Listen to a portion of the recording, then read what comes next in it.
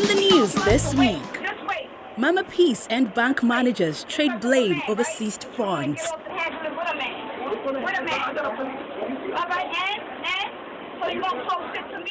Nigerians celebrate regulation of work permits for foreigners.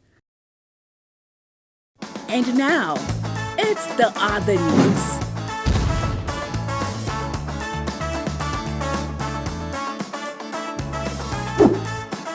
And here's your host, Okey Bakassi.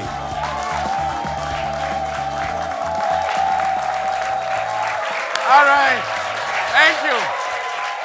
Thank you very much. Yeah, thank you very much, and welcome to The Other News. The Other News is the show that picks or tickles your pocket and, takes some money and gives you a little bit out of your wallet from it. Yeah, we can pick your pocket. We are licensed to do that. Or pick your conscience even. As always, we have a lot of goodies to unravel in the coming half hour, including a few words from our consistently cranky correspondent, Daniel D Humorous.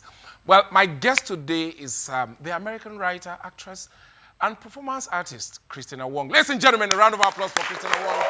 Yeah, she's in the studio today. Yeah. All of that and more in just a bit. But first, as usual, is the other news headlines. U.S. Secretary for Housing and Urban Development, Ben Carson, is facing scrutiny after it was revealed that his department spent $31,000 to buy dining set for Dr. Carson. Well, taxpayers are angry, but me, I'm just happy that Black Panther and this story are proof that African stories are inspiring black people to do great things in America. Yeah, great stuff. 31,000 on, anyway. Staying with the energy sector, the House of Representatives has ordered the NNPC to immediately terminate the turnaround maintenance of Nigeria's perpetually ailing refineries. You know what they say, after wasting billions and billions, if it is not fixing, just break it. Yeah. So rest in peace, Port Harcourt Refinery. Adieu, Warri Refinery. Good night, Kaduna Refinery. Hello, fuel importation. Come to daddy, come to daddy. Yeah, we love to import. Anyway, just days after he was appointed head of the ruling APC's Committee on Reconciling Aggrieved Members, Chief Bola Ahmed Tinubu has accused the party chairman, Chief John Oyegu, of undermining peace efforts in the party. Habas, Waju Tinubu, you're supposed to be referee, Huh?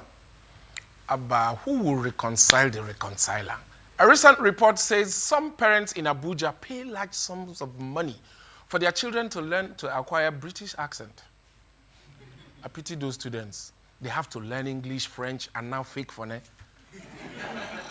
Anyway, don't worry, kids. With your imported foreign accent, I'm sure you will grow up to be president one day. But no, maybe not president, but at least minister. It's important that we improve transparency, and of course the FSP, the Fiscal Sustainability Plan, encourages this. Publishing budgets, publishing financial accounts. Yeah, that's more like it, innit? Okay. The King Mohammed VI has successfully undergone heart surgery in France. Well, King Mohammed has been on the throne since 1999 as the King of Morocco. He's not to be confused with the other King of Morocco, this guy. Yeah. Europe is where African leaders go to change organs. All right. When serious students want to pass exams, they pay attention in class, read their books, and study past examination questions. But when unserious Nigerian politicians want to show themselves, they pay people to vote for them, rig the votes, and repeat past mistakes. Yeah. For example, our immediate past government used to give dates for when uninterrupted power would be a reality in Nigeria. And we promise that before the middle of next year, light will be reasonably, I'm not saying total, reasonably stabilized. Our present government has done the same thing. And they are doing all this without consulting the forces of darkness that are sitting on the electricity destiny of this country. So how light go ever day? The Jonathan administration was accused of protecting ministers who were accused of corruption from answering questions from the National Assembly. Well, that administration is gone. But the same matter is happening again in the era of President Buhari. some National Assembly members used to make noise and model tia clothes during the previous administration. Fast forward to the current administration, they are still disturbing the peace and doing rag day. People used to swear for Malam El-Rufai when he was demolishing buildings in Abuja during Obasanjo's tenure. Today, Governor El-Rufai has carried his demolition ministries to the permanent site in Kaduna State. Well, peaceful Bring Back Our Girl protesters used to face harassment from the police in the past. Today, the story is not much different. They are still provoking Auntie anyhow. Maybe that's why she wants to give all of them red card. Now, speaking of the Chibok girls, it took the Jonathan administration days to acknowledge that the girls had been kidnapped.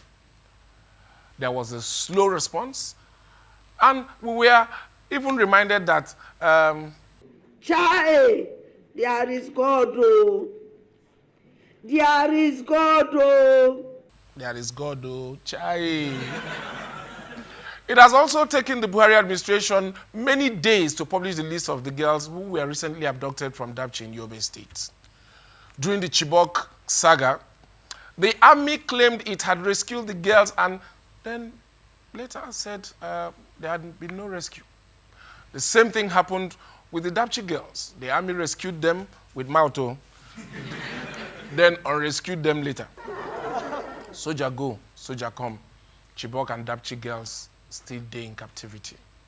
The girls of Dapchi were supposed to be safe in a boarding house protected by the military. But the army says that the soldiers were redeployed to another area to fight the supposedly technically defeated Boko Haram. In fact, this latest abduction has made the government start to, change mouth. Technically defeated has now become terribly, terribly degraded. Problem has changed name. Well, just like it happened in Chibok, the Yobe State government, the parents of the Dapchi girls, and even the police are telling the Nigerian army, now what for you, uncle? Now they talk true. You know your case is bad when even the Nigerian police can look down on you with a clear conscience and say, we don't understand your ways. Our thoughts and prayers are with the missing girls of Dapchi, Chibok, and of course, all Nigerians. We hope that our government will start finding solutions to our recurring problems rather than repeating the mistakes of our leaders past.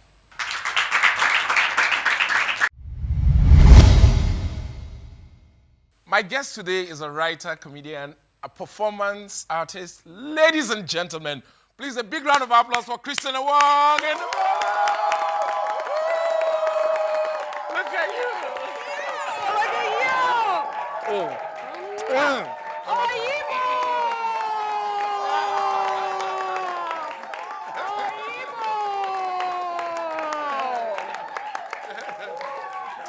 All right. You're welcome. You see, my audience is excited, and I'm sure you're excited to meet everybody. Oh, how far? You don't? They don't teach you. This is not your first time on the continent. You've been to Uganda.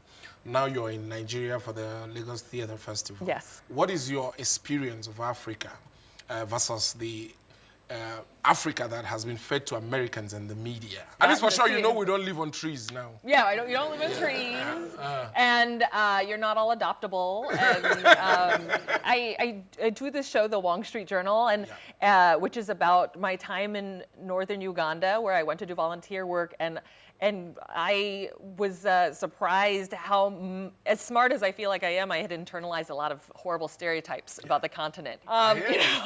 So very much a lot of it is making fun of myself as sort of, in a way that a lot of very naive Americans can relate to, because I think I sort of portray a lot of the fear that Americans have about Africa that are really bad stereotypes. Fantastic. Right? We are going to dig into all that, Kristina. Don't even go away.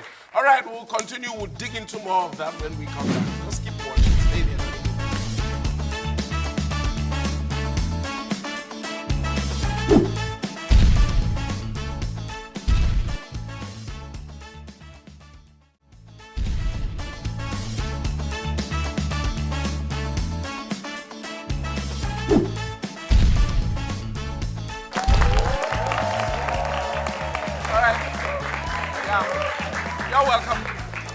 I'm having a lovely time chatting with my guest, the fabulous Kristina Wong. Oyibo! Yes, Oyibo.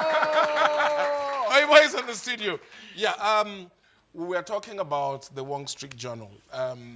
It has received acclaim as much as some people have criticized your very, very candid way. You've looked at, some topics like sex, gender, race, and all that.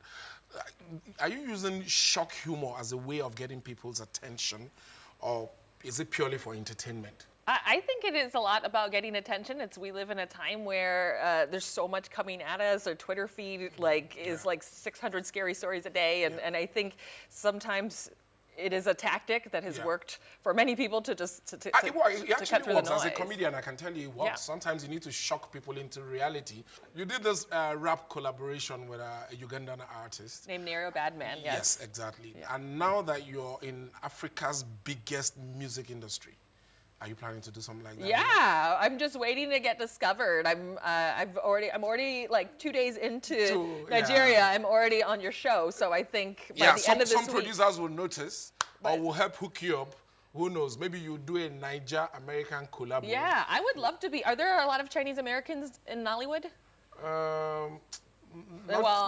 We have Nigerian Americans, but we don't have Chinese Nigerian Americans. Here I am. Okay. Here I am. Okay, that takes me to another very important topic, because I read your bio, I followed you on social media, and I know you have back. the crush thing. You're not alone. Don't tell anybody, don't let my wife know. I have a crush on Rihanna. Oh, you do? Yeah. I know, talking about crush, that you have one on Jeremy Lin. Yes, Jeremy Lin is the, I think, only Asian American basketball player in our NBA, and my future husband. The most prominent, maybe the most prominent. And your future husband. And you have him on lockdown. I have him on lockdown. We've never met, but it doesn't mean that I can't consummate our marriage. I have Jeremy. If you're watching Nigerian television right now, I just want you to know that I love you. I love you from across the ocean. Please, let's have a Nigerian wedding. Okay, we'll officiate the wedding. Of course, I'll MC it. Yes, and I'll MC it. That's what they do here. Free of charge. If it's Jeremy Lin, it's free. Since the election of Donald Trump. Who? Okay. Oh yeah, that guy. Since that election. Yes. The political divide in America has widened a bit. Nigeria is going through a similar thing here. Mm-hmm. The political division here, it's wider than it has ever been. How can, considering what you do, how can we comedians use the tools of our craft to bring people together, not losing fact of the very sensitive issues that has to be addressed every day? One of the quotes that helps me so much is, it used to be that we listen to politicians and laugh at comedians. Yeah. Now we laugh at politicians and listen to comedians. Exactly. And that has made me realize that is important. the work that we do. It's now time for us to use the tools of our trade now that people have our attention and they're laughing at the politicians, to talk to people, to talk about the matters in ways that we can come together and agree on something instead of fighting. Because I follow the news and I see how divided Americans are. And, it looks like we will need to be sending people there to go heal the country now. It used to be the other way. It used to be you guys sending aid. Yeah. Yeah, but I think... we need you to come and help us. I think you guys need some... We need to send you some elders with wisdom to go talk to us. Please, help us. All right. All right.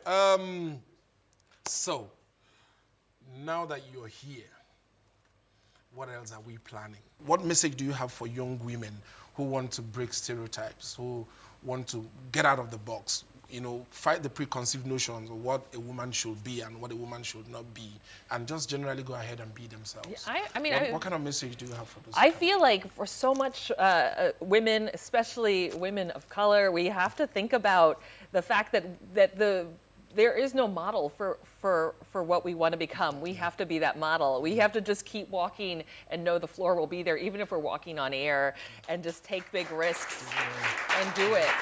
We're going to be the first. And just do it. Yeah, we're going to be the first to marry Jeremy Lin, if you're Jeremy. It's been so amazing talking to you. And I look forward to seeing you at your show before you leave. And Shewa. And whatever you need while you're here, just let me know.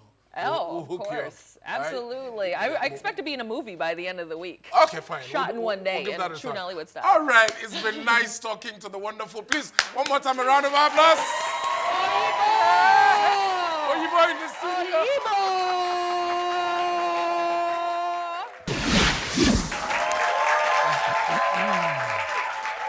Yeah, to other matters now. Vengeance, they say, is the way of the Lord. But in Nigeria, even though our political class don't say it, vengeance not their way. Yes. There's a lot of do me, I do you, and push me, I slap you in our politics. Which is why even before election results are announced, some of the people on the losing side have already bought flight ticket to escape abroad.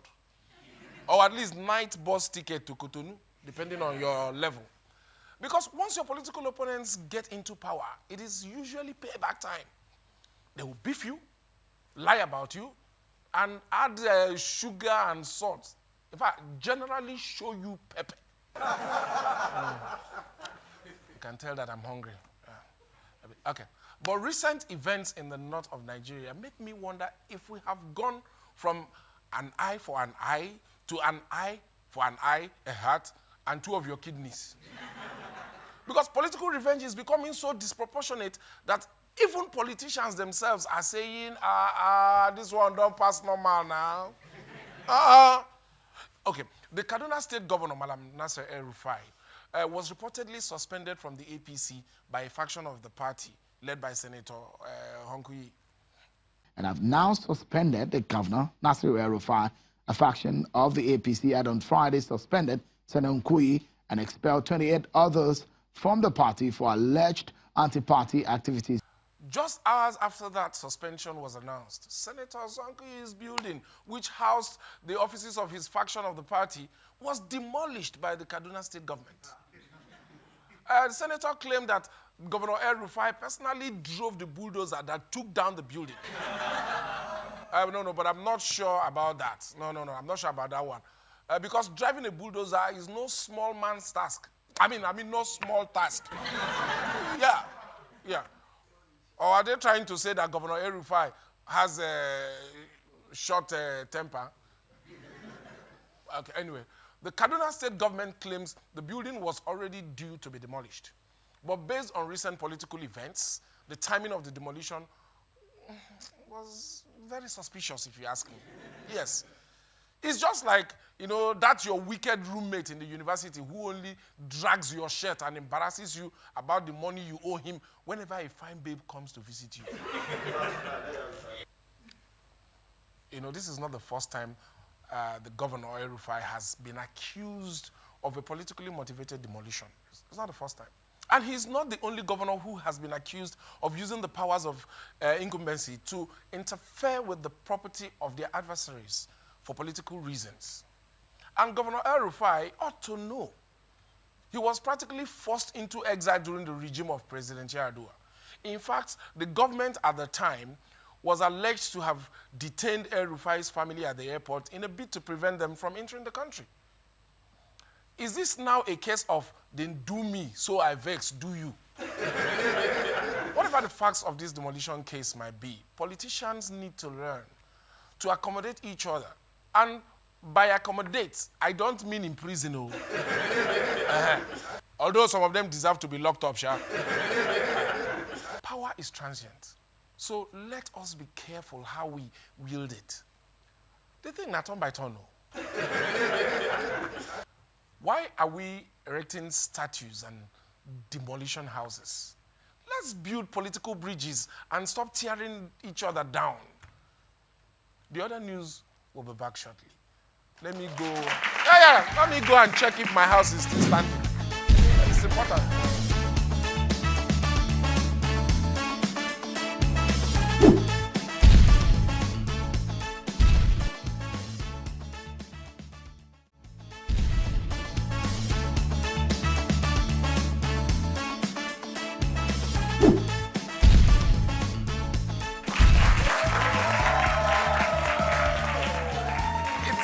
Other news.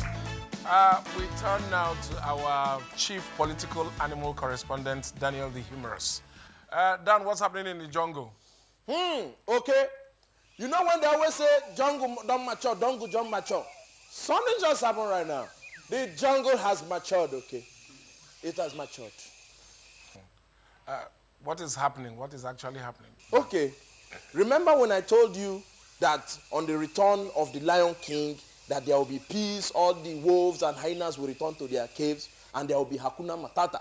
It turns out that instead of Hakuna Matata, what we have is Mataku Matiti. Anyway, you know we expected the Lion King to approach and roar. But instead of the Lion King to roar, Lion King is doing meow, meow. We don't understand.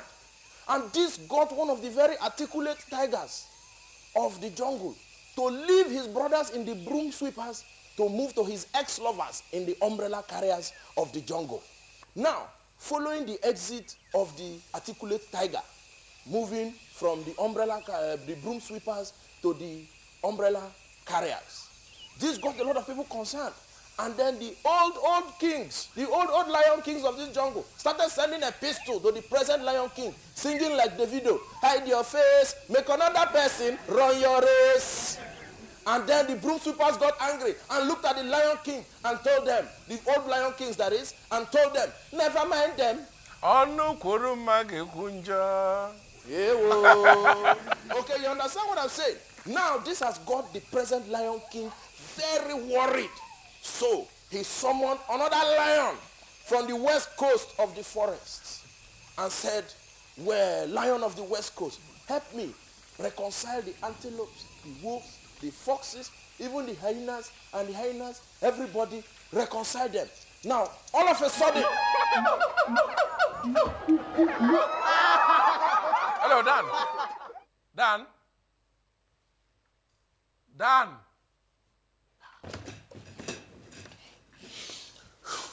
How did you get here? No juice or fried egg. How did you get here? My brother, the jungle has gone spiritual. So we are all part of the spiritual destiny now. I had to leave the jungle and come here. But you're the wolf. My brother, personally they play with tonight again. Leave that wolf destiny. The real animals have come out in this jungle, okay? Listen, after the Lion King called the Western lion that the hyenas, everybody should come and do reconciliation, the snakes got angry that they didn't summon them. The monkeys got angry that they didn't summon them. So in order to protest, they started swallowing the things that belong to the jungle in tens of millions of naira. As if there's not enough. Now, the elephants are warming up to suck the oil of the jungle with their long trunk. The cheetahs, they're warming up to chew the currency that belongs to the central bank. Hey. As we speak now, goat, cow, even pigeon are all planning, if those that cannot swallow, we chew. Those that cannot chew, we peck.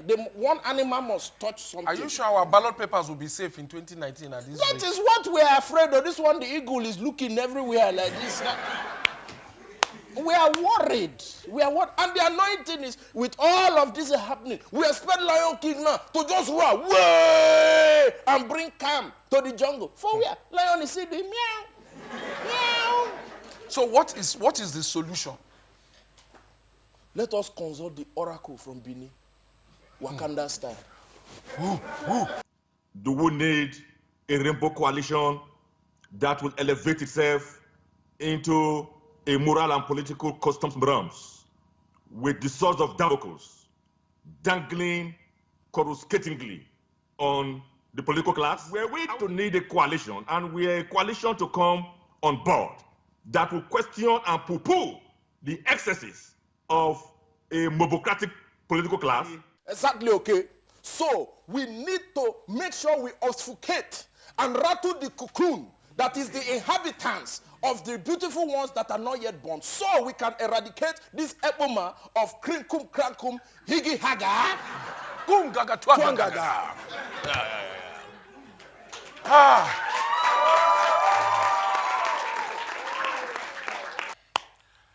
Okay, that's our show, ladies and gentlemen. Thank you for sticking with us through 26 episodes of the other news so far. Yeah. Thank you. Hook up with us on YouTube, Instagram, Twitter, Facebook. Our handle is still the Other News CTV on all platforms. Our people say it is okay to eat with strangers, but save your love for your family. My name is Okey. See you soon.